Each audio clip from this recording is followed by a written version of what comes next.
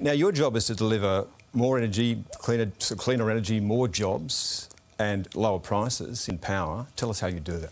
By shifting our energy system to renewables. It's the cheapest form of energy. So by taking our energy market to 82% renewables by 2030, we will reduce emissions, increase jobs and reduce power bills. And we give the country finally a policy framework. After 9 years of denial and delay and chaos in energy policy, we've outlined a very comprehensive policy last December which lets the private sector get on with the job of investing in that new energy which our country so desperately needs, and new clean energy, which is also the cheapest form. So your entire premise of this is that more renewable energy will drive the wholesale power price down. Is that correct? Yeah, cheapest form of energy is renewable energy. And don't take my word for it, the CSIRO put out a big report just in December last year really confirming that. But it doesn't set the wholesale price of power, does it? The wholesale price of power is set by the highest cost of generation, not the lowest, and at the moment that's coal. Well, it'll always be average. And yes, you're right, coal is the most expensive form of energy. And it sets the price in the wholesale market. Well, coal is always the most expensive form of energy. And again, the CSIRO has said wind and solar about $50 a megawatt hour, and then gas and then coal after that. Now, coal will be in the system, particularly in the evening, for some time. Absolutely. But the more renewable energy we can get into the system, the cheaper it is for everyone. Isn't it true that while there is still coal in the system, until you replace it with something that can firm up wind and solar, it will continue to set the price, and that will be for decades to come, and the wholesale price of power is going up because the price of coal is going up. Isn't that how retail prices will drop? Well, again, look, we've released the most comprehensive economic modelling that any opposition has ever released about any policy ever in Australian history. And it showed reducing power prices by $275 by 2030, on average across the system, of course.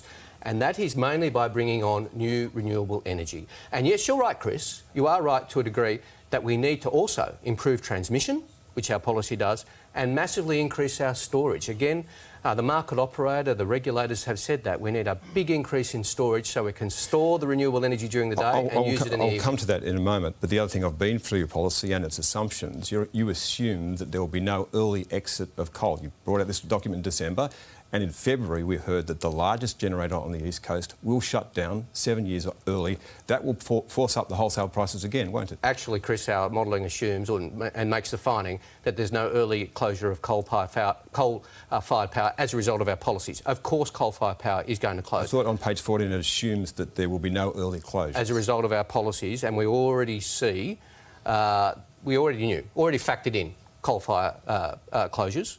There's already been announced. Several of them had already been announced when we put our policy out. Of course, under this government, more have been announced. I don't blame the government for that, because that is inevitable. Can we just make this point at the outset, though? If I'm right, and if coal's going to continue to set the wholesale price of power, which sets the retail price of power, then the price of power is going to continue to rise, not just in the short term, but in the long run. Well, Chris, of course, wholesale power prices are up significantly. Am I wrong about that? The modelling is right, Chris. The modelling is correct, which shows power prices coming down as a result of our policy. With all due respect to you, and I have a lot of respect for you, you're not an economic modeller. The country's most respected energy economics modellers, Reputex, found as a result of our policy and bringing more renewable energy into the system, and the transmission, which AEMO has found is so necessary to get to net zero and reduce prices, and the storage. We need to massively upgrade our storage. But just say this, in terms of this, if I'm right about the way the wholesale prices are set, then this drives everything. It actually means that all inputs into the economy will continue to rise, inflation will rise. If energy costs do rise, Chris, if they do rise,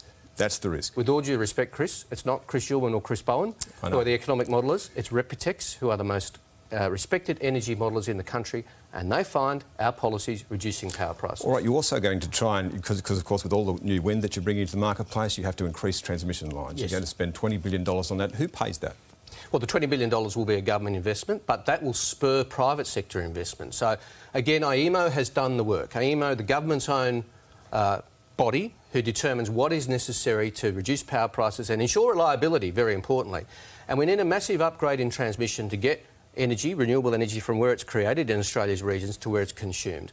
Also, this is important for reliability. I know you're very interested in reliability, as you should be, because we need to ensure the system remains reliable. And across the national energy market, of course, almost every day it will be windy or sunny somewhere, so we need the transmission lines to get the energy to where it's being produced. Two things that people need to understand: that the reason we need gas and coal during this transition is because it firms up Yes. wind and solar. That's absolutely essential. So it needs to stay in the system for quite some time. As we've consistently said. In order to get the wind to the marketplace, $20 billion more in terms of transmission, this all ends up getting added to the cost of the retail bill, because it's the entire cost of the system that will be the electricity bill that people will get. But again, look at the evidence, Chris. Look at the evidence. Transmission, an investment in transmission and a government investment in transmission on commercial terms, arm's length from government. I won't be making the decisions about where the investment goes. There won't be a colour-coded spreadsheet like under Angus Taylor.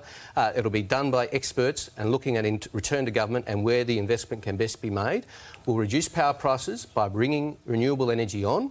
Again, it is unquestionably the fact, and I don't think you're really questioning it, the cheapest form of energy is renewable energy, even including... I don't question it. It just doesn't set the price. Even including... Well, of course, if you're bringing cheaper energy on, it's going to reduce prices, Chris. Of course. No, with all due respect, if you're saying that reducing energy, bringing in cheaper energy doesn't impact on prices, we're going to respectfully disagree about that. All right. Well, the experts argue about how the wholesale power price is set. Let's look at something else that you're doing.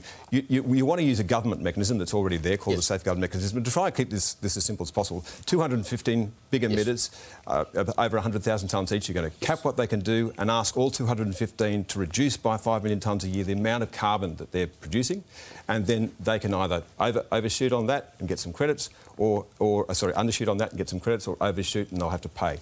Who will be asked to pay? Will coal companies, coal mines have to pay? Well, the 215 emitters, and it's the same 215 emitters under the Liberal policy and the Labor policy. So that you're right, that is a government policy already in place. We will implement it better. They put this policy in place to reduce emissions, and it hasn't worked because they just haven't implemented it well. So yes, we will require the 215 emitters to reduce their emissions to net zero by 2050. So does that is what the Business Council has asked to happen. Does it include coal mines? Yes. It includes. Yes, and the Clean Energy Regulator will work with each facility, each of the 215 facilities, and say, all right, what's the available technology that you can have to reduce emissions? And what are your competitors facing around the world, and what's a sensible pathway for you to net zero? And then the facilities, whether it be a coal mine or an aluminium smelter or any of the other facilities, again, exactly the same, Chris, same list, whether it's a Labor government or a Liberal government, we'll just implement it better. We'll be able to decide how they reduce their emissions. We must make an end to this, but as quickly as you can you tell the people here how you will actually deliver them a lower power bill? By bringing on cleaner, cheaper energy. 9 years of denial and delay and policy chaos. Australia has had a very messy transition to renewable energy. A Labor government will finally put the toxic politics aside and get on with the job of giving the country one energy policy which creates jobs, creates investment, reduces power bills and brings on more renewable energy to reduce emissions. Chris Bowen, thank you. Hope you're feeling better. I certainly am. Thanks, Chris. Emissions. Chris Bowen, thank you. Hope you're feeling better. I certainly am. Thanks, Chris. And back to you.